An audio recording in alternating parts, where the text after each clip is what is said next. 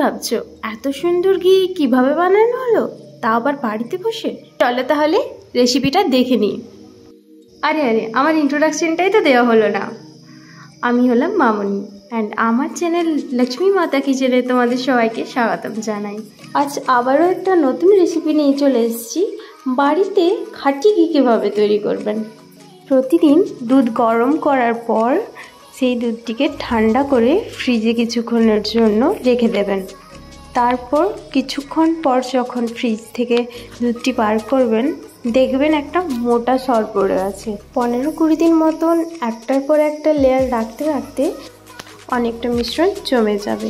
মিশ্রণটিকে ভালোভাবে মিক্স করার জন্য আপনারা নানান আধুনিক পদ্ধতি অবলম্বন করতে পারেন। আমার কাছে ইলেকট্রিক বিটার ছিল না, তাই আমি মিক্সার গ্রাইন্ডার ইউজ করেছি মিশ্রণটিকে ভালোভাবে মিক্স করার জন্য। আপনারা চাইলে ইলেকট্রিক বিটারও ইউজ করতে পারেন। এখন আমি ব্যাটারটা হালকা আঁচে ওভেনে চাপিয়ে দেব। মনে রাখবেন ব্যাটারটিকে হালকা আঁচে ভালোভাবে মিক্স করবেন, না হলে ব্যাটারটি লেগে যেতে পারে। আর অনবরত ব্যাটারটিকে নাড়িয়ে যেতে হবে, নাহলে নিচে ধরে যাবে। কিছুক্ষণ নাড়ানোর পর এই দেখুন ব্যাটারটি জল ছাড়া শুরু করে দিয়েছে। এইভাবে অনবরত নাড়িয়ে যেতে হবে, মিক্স করে যেতে হবে। কিছুক্ষণ পর দেখবেন মিশ্রণটি গাঢ় দুধের মতো দেখতে হয়ে গেছে। তারপরের স্টেজে দেখতে পাবেন আস্তে আস্তে মিশ্রণটি ঘি ছাড়া শুরু করে দিয়েছে।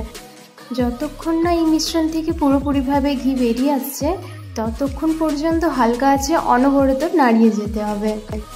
এরপরে আপনারা রেজাল্ট দেখতে পাবেন, ব্যাটারটার থেকে ঘি আস্তে আস্তে আলাদা হতে শুরু করেছে।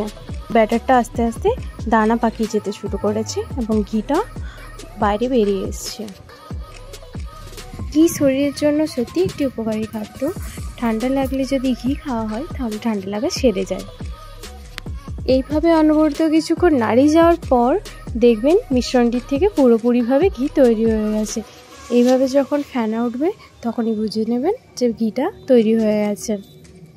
আর হ্যাঁ, এই পুরো প্রসেসটা কিন্তু আপনারা কম আঁচেই করবেন। এখন ওভেনটা বন্ধ করে দিতে হবে, নাহলে ঘিয়ের যে কালারটা আছে সেই কালারটা আর থাকবে না, একটু ডার্ক কালচে কালার হয়ে যাবে। আমার ঘিটা এখন পুরোপুরিভাবে রেডি হয়ে গেছে, এই জন্য আমি ঘিটাকে একটা পাত্রে ঢেলে নেব। আপনারা যদি চান ঘিয়ের কালারটা ডার্কও রাখতে পারেন। আমার বেশি ডার্ক পছন্দ না, তাই আমি এই কালারের মধ্যেই রেখেছি।